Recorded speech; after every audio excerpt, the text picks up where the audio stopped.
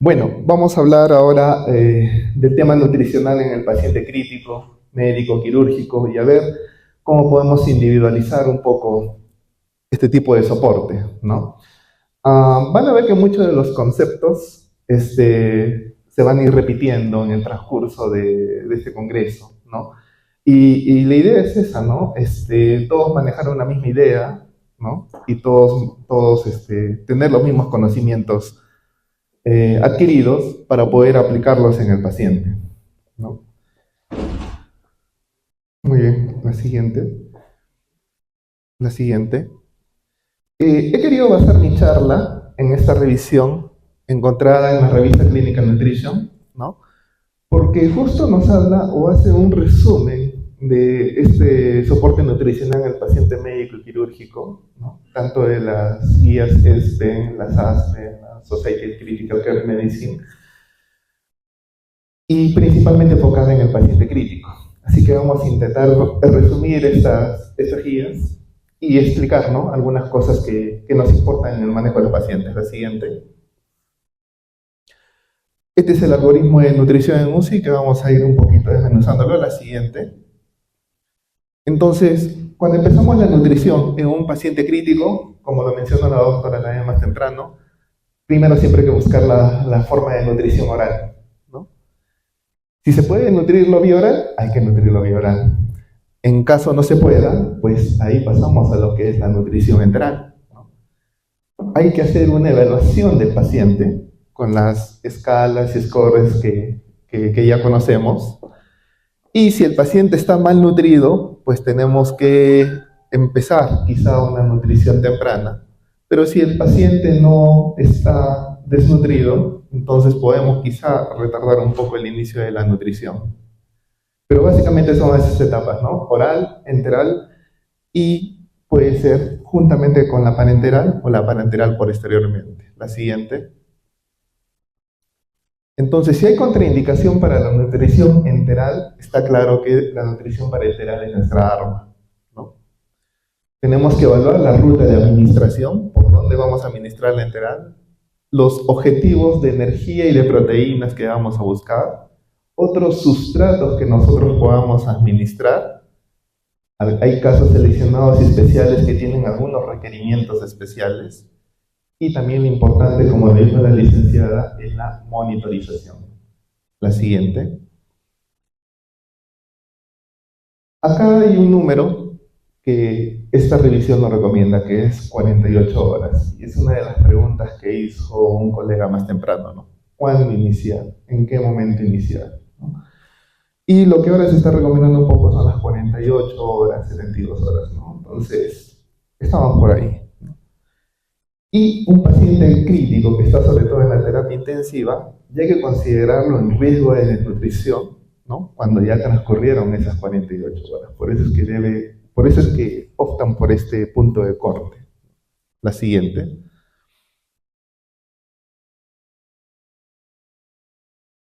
Entonces, acá reafirma el conocimiento de que la nutrición enteral, ¿no?, siempre, mientras nuestro tracto gastrointestinal esté preservado, debe ser la vía preferida, ¿no? Eso no quita que la nutrición parenteral también pueda ser un buen coadyuvante, ¿no? Y como dice en el punto 4 de la derecha, debemos también aprender a usar herramientas de tamizaje, ¿no?, scores, para poder valorar a nuestro paciente. La siguiente. Entonces, una herramienta de tamizaje que debemos conocer, pues, es la de la NRS 2002, ¿no?, que básicamente hacen preguntas en una primera etapa y si pasa alguna de estas preguntas, pasamos a una segunda etapa, ¿no? Es para evaluar el riesgo nutricional y cuando nosotros debemos intervenir. La siguiente. En la segunda etapa de este score, ya habla un poco de las alteraciones del estado nutricional y de la severidad de la enfermedad, ¿no? Se suma el total de puntos, por edad se puede añadir un punto adicional y si la puntuación es más de 3, el paciente está con desnutrición o con riesgo de presentarla. Que al final concluimos con esto, que debemos intervenir. La siguiente.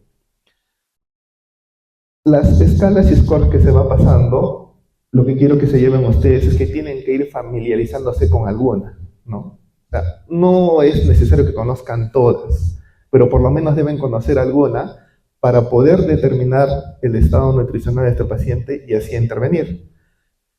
Eh, la Global Leadership Initiative on Malnutrition de los criterios Glean es algo que se está poniendo muy en boga porque habla de estos criterios fenotípicos y criterios etiológicos, ¿no? Habla tanto de la composición corporal, de la pérdida de peso y también de cómo asimiló los alimentos y algo muy importante que también habló la doctora más temprano de la carga inflamatoria.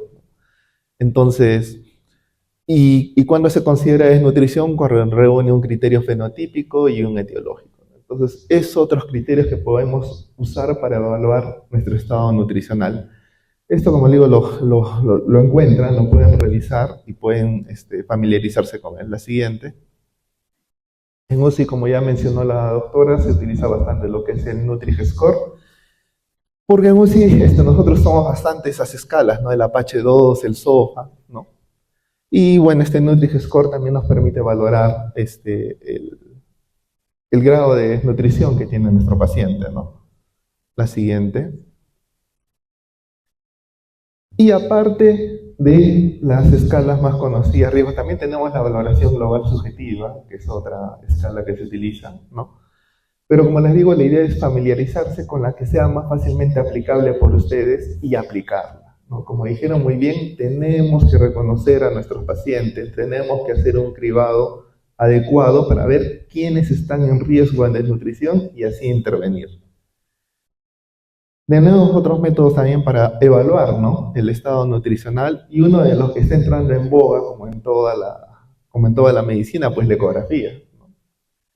Lo único malo que en la ecografía todavía falta establecer parámetros, falta establecer todavía límites, faltan hacer estudios más extensos como para permitir tener un molde y sobre eso hacer nuestro diagnóstico de desnutrición. También se utiliza la antropometría, como ya me lo mencionaron, la bioimpedancia, ¿no? Entonces, obviamente también la tomografía y la resonancia se pueden usar, pero como ustedes saben, ahí sí el costo es mayor, ¿no? Y obviamente por eso no sería utilizado como método de screening. Pero hay algunos estudios que lo han hecho, ¿no? La siguiente. Por ejemplo, acá, desde el punto de vista ecográfico, ¿no? Está evaluando la circunferencia muscular, ¿no? Pero como les digo, hay falta en establecer los límites, ¿no? Sobre los cuales nosotros podemos trabajar. La siguiente. Entonces, una vez de haber hecho todas estas evaluaciones, sean con scores, sean con tablas, sea con criterios, sea con ayudas imagenológicas, y una vez que nosotros hemos confirmado un estado de malnutrición o riesgo, entonces debemos intervenir, ¿no? Si es que está malnutrido nuestro paciente, tenemos que empezar una nutrición enteral temprana, o si no se puede, la nutrición enteral, una parenteral temprana, ¿no? Entonces, este punto de divergencia es importante, ¿no? Si nuestro paciente no está malnutrido, podemos esperar todavía un poco. Pero ojo, recuerden el número que les mencioné, tampoco no es tan precoz, ¿no? 48 horas es ahora lo que indican, ¿no? Porque obviamente en las primeras 48 horas nuestro paciente a veces está inestable, está en un estado metabólicamente hiperagudo, se encuentra en un proceso de autofagia interna que en ese momento no conviene iniciar una nutrición enteral tan temprana. La siguiente. Ahora, las indicaciones para la nutrición enteral pues son múltiples, ¿no? Y todas están detalladas en el lado izquierdo, ¿no? Como dice, hay que empezar a partir de las 48 horas y reúne un montón de patologías, ¿no? Que va desde pacientes que tienen TEG, pacientes que tienen ACV, que tienen los traumatismos vertebrovasculares, pancreatitis, cirugía gastrointestinal, cirugía de aorta abdominal, ¿no? Pacientes con abdomen abierto. Ojo, el abdomen abierto no es una contraindicación para que no se inicie la nutrición enteral, ¿no? Y en pacientes con traumas, siempre y cuando el tracto gastrointestinal pues, esté preservado, ¿no? Entonces, como ven las indicaciones, paciente en posición prona también, distrés respiratorio, no es una contraindicación, ¿no? Solamente se le coloca al paciente en Trendelenburg inverso, paciente pronado, y se le puede empezar la nutrición. Entonces, las indicaciones son múltiples, ¿no? La mayor parte de nuestros pacientes sí debe iniciar nutrición y nosotros tenemos que ir familiarizándonos un poco con eso, ¿no? Pacientes que también reciben bloqueadores neuromusculares, en realidad la lista es amplia, ¿no? Y en cuanto a la nutrición parenteral, pues esta debe ser iniciada de forma progresiva, ¿no? En casos en que la nutrición enteral esté contraindicada, ¿no? La siguiente. Entonces, en este estudio del Intensive Care Medicine, se evaluó esta nutrición enteral temprana en pacientes críticamente enfermos, ¿no? Y como pueden apreciar en los cuadros de la derecha, en el cuadro superior, quizá no hubo mucha diferencia en lo que es mortalidad, pero donde sí se vio una diferencia muy marcada fue en el tema de las infecciones, ¿no? Que ya lo mencionamos en la exposición anterior, siempre el paciente malnutrido va mucho peor con el tema de las infecciones, ¿no? Y eso ha quedado demostrado. Por eso siempre no debemos retrasar o demorar mucho el inicio de nuestra nutrición. La siguiente. En caso que el paciente no esté malnutrido, que el paciente todavía conserve un estado nutricional, pues lo que recomienda es una nutrición enteral o parenteral retardada o retrasada, ¿no? Que no nos apuremos tanto en iniciar y que no busquemos en iniciar tan rápidamente o llegar tan rápidamente a los objetivos nutricionales, ¿no? Eh, Obviamente esto puede generarnos una deuda energética, ¿no? Pero una vez que nuestro paciente ha pasado a la etapa aguda, es donde tenemos que ir a la etapa reflexional, en donde ya debemos mantener un balance adecuado. La siguiente. Ahora, ¿en quiénes nosotros sí pues debemos parar un poco y decir, no, en este paciente todavía no debo iniciar la nutrición, ¿no? Este paciente todavía no está en condiciones de recibir soporte nutricional? Y obviamente hay indicaciones específicas, ¿no? Obviamente, si este paciente está en shock, está inestable hemodinámicamente, a pesar de el inicio de drogas vasoactivas, o está con doble vasopresor porque está en un shock refractario, en ese paciente todavía no debo iniciar, ¿no? Porque puedo provocarle más daño que perjuicio. Puedo favorecer una isquemia de tejido esplácnico y eso no sería adecuado. En paciente que tiene una alteración del medio interno, que tiene una acidosis severa, una hipoxemia severa, una hipercapnia severa, obviamente tampoco no le voy a iniciar, tengo que primero estabilizar bien a mi paciente. Obviamente si tiene un sangrado digestivo activo, también tengo que controlar primero ese sangrado antes de iniciar.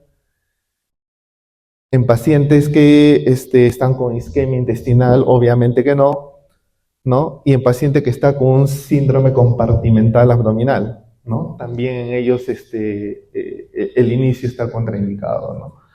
Obviamente que acá habla más de un síndrome compartimental abdominal que una hipertensión intraabdominal per se, que son distintos, ¿no? El síndrome compartimental abdominal ya implica una disfunción orgánica secundaria al aumento de la presión intraabdominal, ¿no? Y como lo mencionó también en las exposiciones anteriores, cuando haya un residuo gástrico mayor de 500 en 6 horas, ¿no? Ahí también debemos parar, debemos usar alguna alternativa para disminuir ese residuo gástrico y de esa manera progresar con la nutrición enteral. La siguiente. En caso que esté contraindicada la nutrición enteral por todos los motivos anteriormente descritos, pues la nutrición parenteral pues, es lo que nos va a ayudar a mantener nutrido a nuestro paciente. Y lo que menciona es que puede ser implementado entre el tercero al séptimo día. ¿De qué va a depender? Del estado nutricional de nuestro paciente, del estado metabólico de nuestro paciente, del estado inflamatorio de nuestro paciente.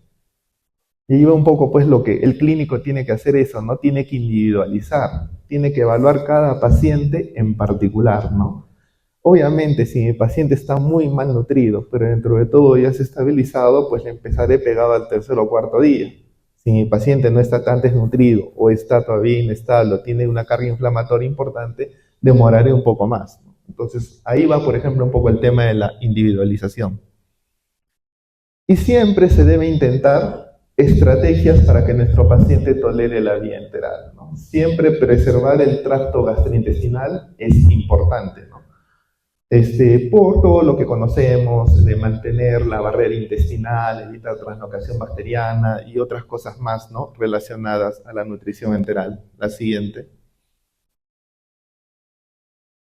La ruta de administración en realidad también va a depender de varios factores, ¿no? La nutrición enteral, que es lo que se propugna, ¿no? En un paciente que no tiene riesgo de aspiración, pues puede usar una sonda nasogástrica. Pero un paciente que tiene alto riesgo de aspiración, sea por falta de reflejos protectores de vía aérea o por volúmenes gástricos aumentados importantes, lo que se debe preferir pues es una sonda postpilórica o una sonda nasoyeyunal, ¿no? Tampoco nos debemos demorarnos mucho en esa indicación si es que no ha habido una respuesta adecuada a otras medidas terapéuticas, ¿no? En un paciente crítico siempre se va a preferir la infusión continua más que los bolos, ¿no? Eso también está demostrado porque la tolerancia es mejor. Es menos fisiológica, porque los bolos de los fisiológicos, nosotros solo ingerimos comidas 3 a 5 veces al día, pero es mejor tolerada la infusión continua, y sobre todo por nuestro paciente crítico que está en los primeros días, que está sedado, puede estar relajado, presenta disminución del peristaltismo intestinal, pues a él no le vamos a administrar bolos, ¿no? Siempre la infusión continua es la más indicada. El acceso gástrico es lo primero que debemos usar, y en pacientes que tienen intolerancia, pues debemos ver la opción de usar agentes procinéticos, ¿no? Usar agentes procinéticos, y si a pesar de eso no funciona, alimentación postpilórica, ¿no? Más o menos esos son los pasos que se siguen en cuanto a la nutrición enteral. La siguiente. Y cuando hay intolerancia, ¿qué es lo que debemos hacer, no? Debemos otra vez reevaluar nuestras indicaciones y contraindicaciones. ¿Nuestro paciente debe recibir o no debe recibir nutrición enteral de acuerdo a la lista anterior que hemos visto, ¿no? Intolerancia gástrica o alto riesgo de aspiración, pues ya saben, nutrición postpilórica, ¿no? Y eso, por ejemplo, hay que propugnar que en nuestros hospitales siempre haya la presencia de sondas postpilóricas, nasoyeyunales, porque a veces cuando no hay, pues también estamos atados de manos para poder hacer algo. Uso de drogas procinéticas, ¿no? A considerar la presión intraabdominal en pacientes sobre todo quirúrgicos, ¿no? Hay que medir la presión intraabdominal, hay que descartar un síndrome compartimental abdominal, y eso dentro de todo se puede hacer, ¿no? Simplemente midiendo a través de una sonda Foley, ¿no? Entonces es un método como el que ven al costado que no es nada complicado para poder medir la presión intraabdominal. Hay que familiarizarse cómo medirla. No se requiere un gran aparataje para medirla, solamente se mide a través de una columna de agua y suero salino, a través de la sonda Foley con llave de triple vía. Pero debemos propugnar, sobre todo las especialidades quirúrgicas, o cuando un paciente está con distensión abdominal luego de alguna intervención o algo así, a medir, ¿no?, la presión intraabdominal. Y también hay que hacer un monitoreo de esta función gastrointestinal con el uso de scores, ¿no? Siempre los scores nos ayudan para tratar de unificar criterios, ¿no? La siguiente. Por ejemplo, este score de disfunción gastrointestinal, ¿no?, que más o menos nos indica si este paciente va a tener o no intolerancia a la alimentación, ¿no? Cuando hay no riesgo, obviamente a medida que va apareciendo cada uno de los síntomas y signos mencionados, pues va aumentando el riesgo y va aumentando la disfunción.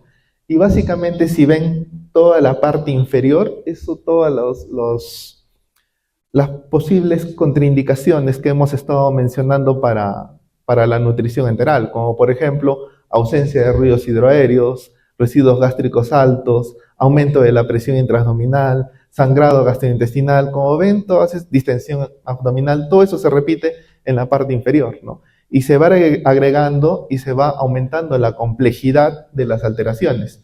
Y llegando al punto 4, donde hay situaciones que pueden poner en peligro la vida del paciente, como ya es un shock hemorrágico, una isquemia mesentérica o un síndrome compartimental abdominal, que ya son las complicaciones más severas que puede haber, ¿no? La siguiente. Entonces, más o menos, hasta ahora lo que está determinándose es si nuestro paciente está malnutrido o riesgo de desnutrición o está nutrido y qué vía vamos a iniciar, enteral, parenteral, ¿no? De acuerdo a su estado de nutrición y que debemos empezarlo más o menos, pues como les he dicho, a partir de las 48 horas, ¿no?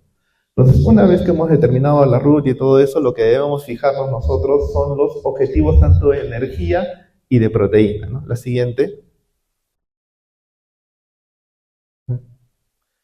En cuanto a los objetivos de energía y proteínas, como lo mencionó también la doctora más temprano, lo que se está propugnando ahora es pues el uso de la calorimetría indirecta, ¿no?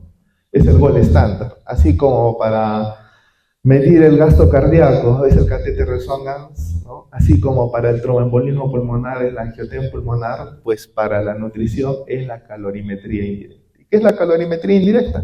Básicamente es un aparato que me mide el consumo de oxígeno y la producción de CO2 y a través de algoritmos me indica cuánto es el gasto energético en reposo. Eso es lo que se propugna ahora, es el gol estándar en el tema nutricional. Y si lo tenemos, eso debe ser usado. Y cuando es usado, pues nosotros basamos nuestro aporte nutricional en base a eso. La siguiente. Pero ahora no todos tienen calorimetría indirecta. Nosotros en nuestro hospital, en el Honor Delgado, no tenemos. Y muchos hospitales del Perú tampoco. Entonces, ¿qué es lo segundo que recomienda la guía? De no tener calorimetría indirecta, medir la producción de dióxido de carbono, el BCO2 que ven ahí arriba. Y eso sí se puede hacer. Y eso se puede hacer en el contexto de cuidados intensivos, porque tenemos ventiladores mecánicos artificiales que miden esa producción de CO2, como por ejemplo el ventilador que tienen a su mano derecha, ¿no? Donde ahí está el valor de BCO2 ahí abajo. Y simplemente ese valor de BCO2 se multiplica por una constante, que es 8.19, y con ese resultado es donde yo tengo mi gasto energético basal. Entonces, es una segunda medida. Pero la guía, ¿qué más dice? ¿Qué pasa si yo no tengo eso? Pues ahí sí hay que recurrir a las ecuaciones predictivas. ¿Qué significan las ecuaciones predictivas? Fórmulas. Las fórmulas que nos han enseñado en el pregrado, ¿no? las que ya conocemos. Ustedes pueden usar la fórmula con la que estén más familiarizados, ¿no? No hay ninguna fórmula predictiva que sea mejor que la otra. Al contrario, lo que dicen es que estas fórmulas predictivas son medias inexactas. Por eso es que las guías actualmente recomiendan la calorimetría y la producción de CO2. Pero si no tenemos ninguna, hay que usar las fórmulas, ¿no? Y tenemos, por ejemplo, la de Harris-Benedict, la de Mifflin-St. Livingstone, como les digo, con la que ustedes puedan familiarizarse. Y si en caso usamos estas fórmulas, pues nosotros debemos estimar, como también lo comentó la doctora en la mañana, una nutrición hipocalórica, que más o menos vaya apuntada al 70% de los requerimientos iniciales, ¿no? Y eso sobre todo es en la fase temprana de la enfermedad crítica. Se ha demostrado que si nosotros empezamos con una nutrición full, por así decirlo, una nutrición completa desde el inicio, al paciente le va peor, ¿no? Siempre en un paciente en etapa aguda lo que está indicado es una nutrición hipocalórica. Y ahora con esto de lo que hay de la calorimetría y todo esto, se está propugnando un poco más a lo isocalórico, ¿no? Porque ahí la medición es un poco más exacta. Pero cuando utilicen las ecuaciones, sí tienen que ir con hipocalórica para evitar la sobrealimentación o un síndrome de realimentación o otras complicaciones que se pudieran presentar. La siguiente. Entonces, eso es con respecto a las calorías. Ahora, con respecto a las proteínas, ¿qué podemos decir con respecto a las proteínas? En la fase aguda, en la enfermedad crítica, lo que está recomendado es esa dosis que ven ahí, 1.3 gramos por kilo de proteína. Y obviamente si esto posteriormente se va aumentando progresivamente a medida que el paciente vaya saliendo de esa etapa aguda. Y lo que también se ha visto es que cuando nosotros estamos en proceso de represión de proteínas, si no lo acompañamos de actividad física, pues también estas proteínas no van a ser asimiladas por el músculo. Entonces, cuando el paciente ya haya salido de la etapa aguda temprana y ya está pasando una etapa aguda tardía y vaya en proceso de recuperación, pues acompañarlo de actividad física es importante, porque por más proteína que nosotros le demos, por más biotín, por más cualquier módulo proteico que conozcan, si no lo acompañamos de actividad física, pues esa proteína no se va a asimilar. La siguiente. Y ahora, ¿de dónde sale 1.3 gramos? ¿No? Hay algunos que dijeron incluso 1.5, 2, 2.5. Pero no, pues los estudios, sobre todo el estudio EFFORT, ¿no? de proteína, que evaluó la administración de ese 1.3 con respecto a 1.6 o a 2, pues demostró que si nosotros dábamos mucha proteína, altas dosis de proteínas, no había mejoría al momento del alta del hospital e incluso podía producir eventos de injuria renal aguda y aumentaba los scores de falla orgánica. O sea, en estos casos tampoco más es mejor. Se ha visto que si damos mucha proteína, demasiada proteína, podemos provocar efectos deleterios en el paciente como disfunción orgánica y injuria renal aguda, ¿no? Por eso es que estas guías que han salido, que son las últimas recomendaciones, ponen 1.3. Que después podemos ir aumentándole progresivamente, sí. Obviamente los pacientes renales, por ejemplo los pacientes quemados, o cualquier otro paciente que esté en un estado hipercatabólico, quizás después va a necesitar más proteínas. Pero estos se aumentan progresivamente cuando ha salido de la etapa aguda y siempre acompañados de la actividad física. Por ejemplo, nosotros tenemos la experiencia en el COVID que a los pacientes los rellenábamos de proteínas. Les dábamos, qué sé yo, módulo proteico 3 veces al día, les dábamos más de 30 cc hasta 60 cc cada 8 horas, porque siempre la consigna ha sido nutrición hipocalórica, hiperproteica desde el inicio. Pero a veces intentábamos llegar más de 1.5 hasta 2. Pero ahora se recomienda de que sea en menor cantidad. Empezar con 1.3 y luego progresivamente ir subiendo, ¿no? A medida que nuestro paciente se vaya recuperando. La siguiente. Ahora, ya hemos hablado de los dos sustratos principales, que básicamente son la energía y proteínas. Y ahora vamos a hacer un pequeño resumen de los otros sustratos que también acompañan a nuestro soporte nutricional. La siguiente.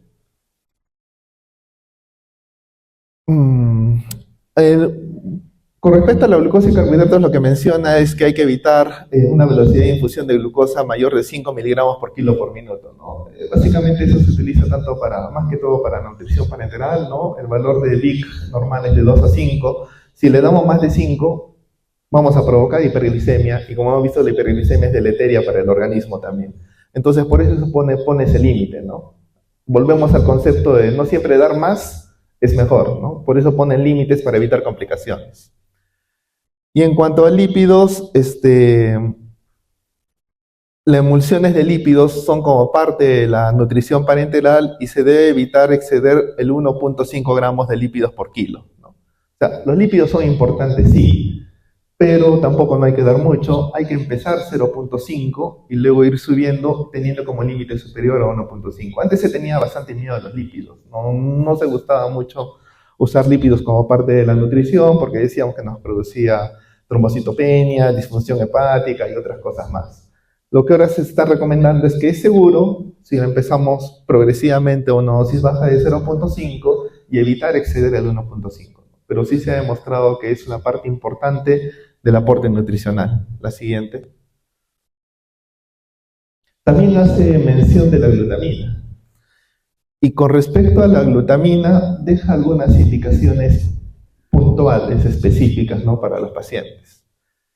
Hay varios módulos de glutamina que ustedes pueden usar y una de las indicaciones en las cuales sí debemos administrar y todavía una dosis importante que es 0.3 a 0.5 gramos por kilo es en el gran quemado.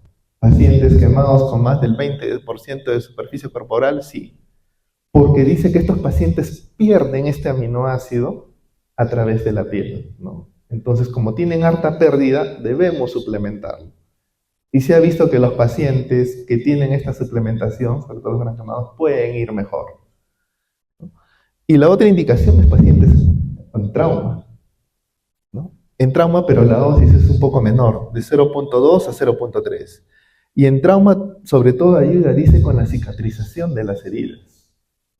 Ayuda bastante con la cicatrización y se puede usar por periodos incluso de 15 días. Y lo recalca ahí, en pacientes de UCI, excepto quemados y traumas, de preferencia no ser administrados. Por ejemplo, una de las patologías en las cuales se quiso administrar bastante es sepsis, pero los estudios en sepsis no han mostrado ningún beneficio para la administración de glutamina. Y lo otro que menciona también es que tenemos dos formas de presentación de glutamina, la glutamina endovenosa y la glutamina enteral. La que ven es las fotos de la mano derecha, es la glutamina enteral, la glutamina en polvo que viene. ¿Por qué no pongo la parenteral? ¿Y por qué casi no se ve la parenteral? Porque la parenteral no se ha demostrado que sea beneficiosa. La que ejerce sus efectos benéficos a nivel del tracto gastrointestinal, en los enterocitos, que sigue todo el sistema de absorción, el sistema de síntesis proteica, todo es por la vía enteral. La parenteral, como dice abajo en la recomendación 33, el dipéptido parenteral no debe ser administrado. Entonces, esto otra vez habla un poquito de la individualización, ¿no? Hay situaciones específicas, no a todos les hace bien, ¿no? Hay circunstancias especiales en las cuales sí debemos administrar. Y acá volvemos otra vez a lo del costo-beneficio, ¿no? O sea, en quiénes vamos a gastar más. Y para saber en quiénes vamos a gastar más, pues debemos seguirle un poco las recomendaciones, ¿no?, sobre los estudios que se están haciendo en quiénes pueden ser útiles determinados sustratos. La siguiente. También se habla de los omega 3, ¿no?, que también pueden enriquecer nuestras fórmulas de nutrición enteral, ¿no? Lo que dicen es que no deben ser administrados en bolo, ¿no? De preferencia deben ser, las nutriciones enterales deben estar enriquecidas con omega 3. Recordad que el omega 3 pues, tiene una acción antiinflamatoria, ¿no? Y por eso es que son grasas o lípidos que se han visto que pueden ser útiles para el organismo, ¿no? Y por eso un poco también la mayoría de los nutrientes enterales, las nuevas formulaciones que se están dando, tienen omega 3. Pero en la recomendación 36 dice algo muy importante: altas dosis no deben estar recomendadas. Y volvemos al concepto que se está repitiendo mucho. No siempre más es mejor, ¿no? Hay que dar solamente una cantidad apropiada. Y también los lípidos parenterales ya vienen enriquecidos con EPA y DHA, ¿no? Estos ácidos poliinsaturados que también ayudan en la nutrición, ¿no? Y en cuanto a los micronutrientes, sobre todo en nutrición parenteral, porque todas las fórmulas enterales vienen con micronutrientes, pero a veces uno se olvida que la nutrición parenteral también debe ir acompañada de micronutrientes, se debe proveer diariamente. Ojo que las fórmulas parenterales no vienen con micronutrientes en su preparación. Nosotros debemos administrarlo exógenamente, mientras que en los nutrientes enterales sí vienen dentro de su preparación. Entonces, eso también tenemos que saber, porque a veces nosotros pensamos que la nutrición parenteral puede tener y al final podemos provocar depleción de micronutrientes en el paciente. Y en la recomendación 39 también dice vitaminas o antioxidantes en dosis altas o en monoterapia tampoco está muy indicado, ¿no? Hay algunos que dicen, pues no sé, darle vitamina C, vitamina D en altas dosis, pero no hay mucho beneficio en lo que se ha podido determinar, ¿no? Y la vitamina D solo dice usarlo en pacientes que tienen deficiencia o depresión, ¿no? No dicen usarlo como preventivo, porque han salido muchos productos que dicen toma vitamina D porque te puede ayudar a tu sistema inmunológico, tantas cosas, ¿no? Pero si no está demostrado que hay depresión, dice que no se debe dar.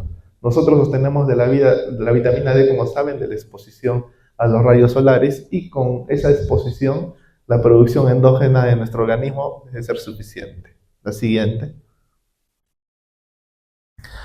Y esto, por ejemplo, demuestra, en el caso de pacientes que reciben nutrición parenteral, cuán importante es el aporte de micronutrientes, ¿no? Si no aportamos micronutrientes, nuestros pacientes van mal, ¿no? Se ha visto que pacientes que tienen, por ejemplo, deficiencia de zinc, pues van a ir hacia la disfunción multiorgánica y va a haber un aumento de la mortalidad. Entonces, para pacientes que reciben nutrición parenteral, no olvidarse de los micronutrientes. La siguiente, ¿no? Y en pacientes que están así, por ejemplo, en terapia de reemplazo renal continua, pues se ha visto que tienen pérdidas incrementadas de selenio y cobre, ¿no? Entonces, en ellos también tenemos que tener cuidado en repletar estas deficiencias, ¿no? Porque se ha visto que si no los pacientes van mal. Nosotros podemos dar el mejor aporte energético, el mejor aporte proteico, ¿no? Pero si no tomamos también en cuenta los micronutrientes y también otra vez acá el manejo individualizado, ¿no? En este caso pacientes renales. Entonces tenemos nosotros que ir conociendo la tipología de nuestro paciente para ver cómo podemos intervenir, cómo podemos ayudarlos. La siguiente. Y si en la misma guía hace esta diferenciación de varios tipos de pacientes, ¿no? Ahí va un poco el tema de la individualización, ¿no? O sea, cada paciente en particular tiene su recomendación especial. La siguiente. Por ejemplo, en paciente no intubado, obviamente, como también se mencionó en las exposiciones de la mañana, preferir la nutrición oral. Y como dijo bien la doctora en la mañana, nutrición oral suplementada, ¿no? O sea, no basta solamente con darle la dieta, debemos darle también suplementos nutricionales para poder nutrir bien a nuestro paciente y llegar a nuestros objetivos, ¿no? Se debe dar comida con una textura adaptada para los pacientes que tienen disfagia para poder ir entrenándolos, ¿no? Y vuelve a recalcar acá que si hay mucho riesgo de aspiración, pues usar una sonda postpilórica, ¿no? La recomendación de la sonda postpilórica, como la ven, la dan en múltiples oportunidades porque preserva la nutrición enteral y evita el riesgo de aspiración en pacientes que lo tienen, ¿no? Ahora, también da algunas recomendaciones en cuanto al paciente quirúrgico, ¿no?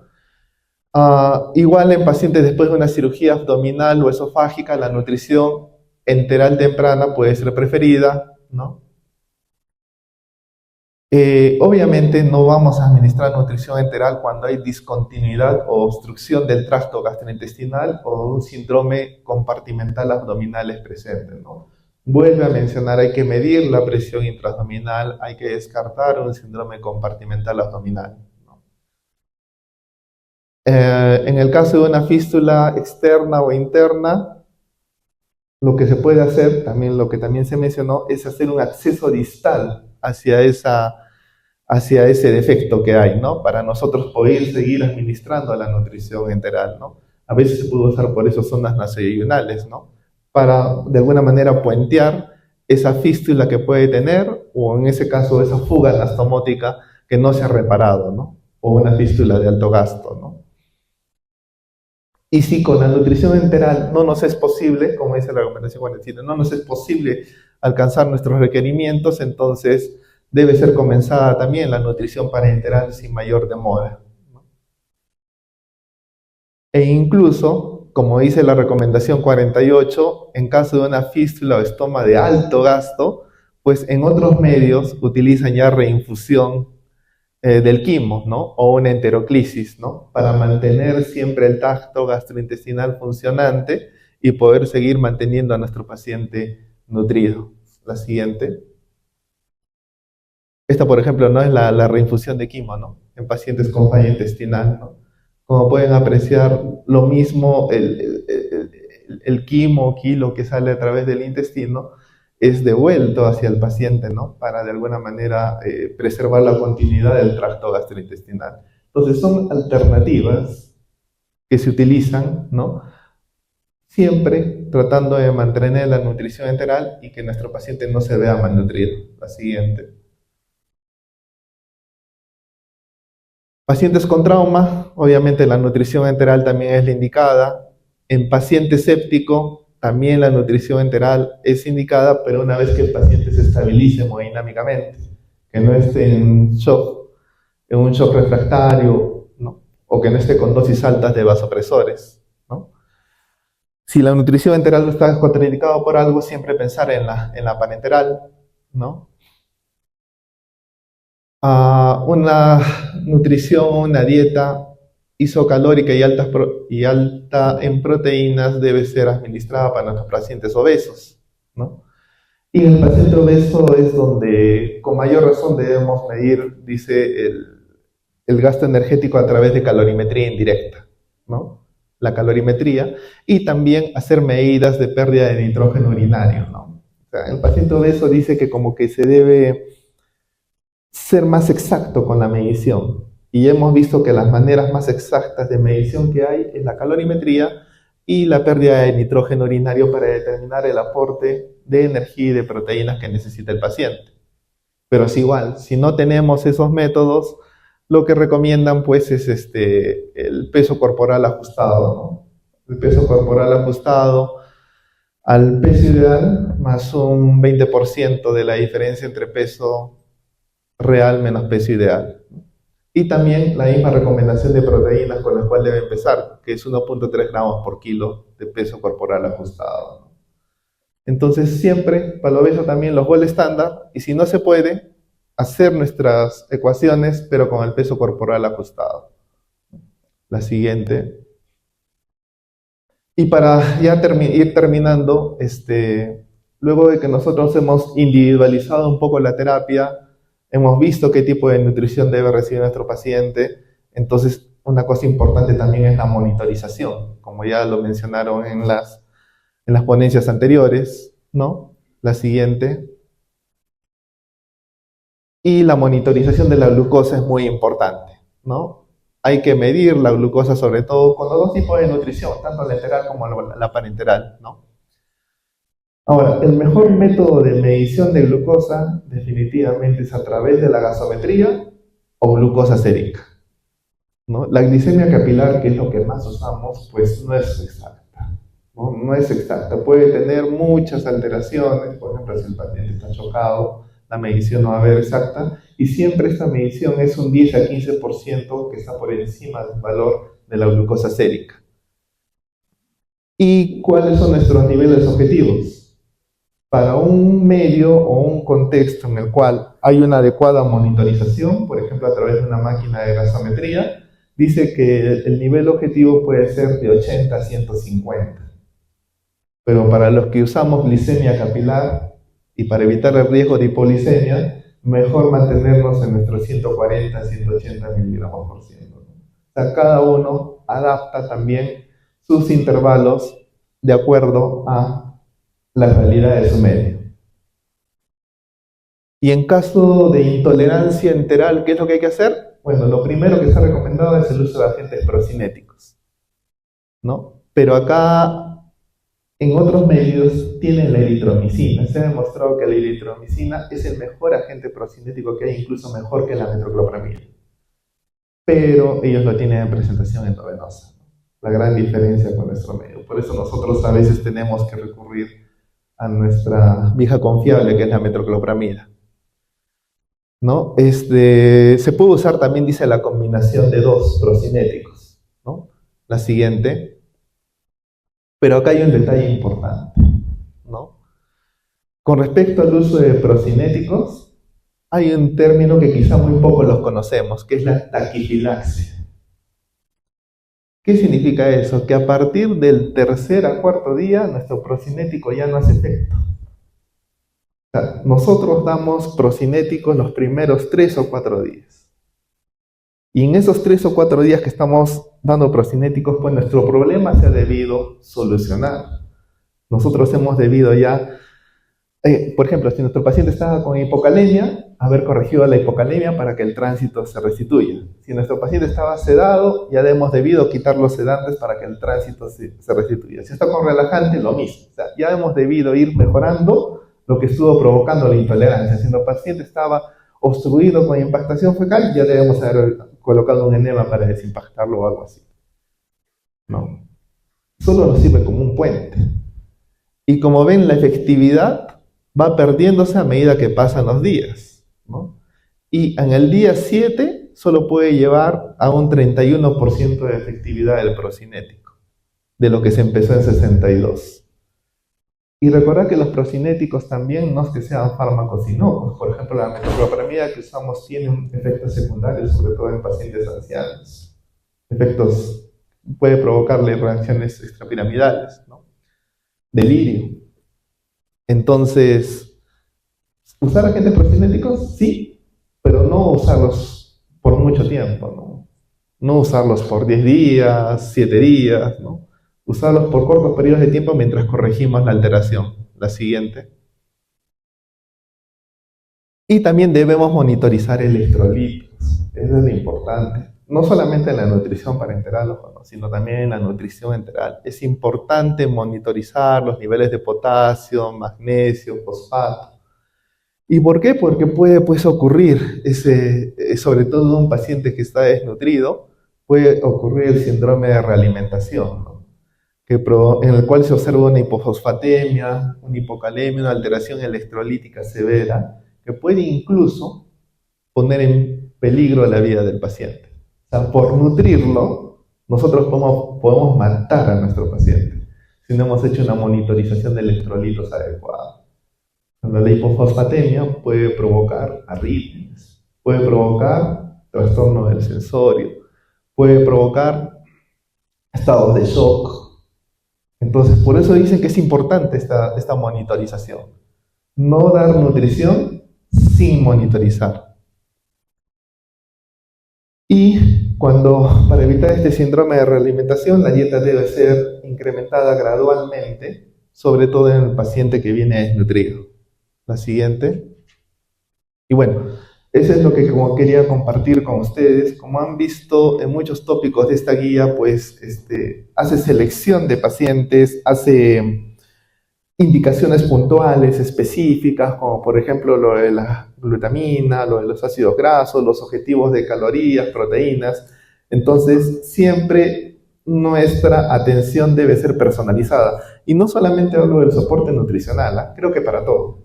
La medicina debe ir hacia una medicina individualizada y las guías solamente se nos sirven como referencia. Y nosotros, de acuerdo a nuestra evaluación, debemos ver cuál es lo mejor para cada paciente. Gracias por escucharme y eso es todo lo que quería compartir con ustedes.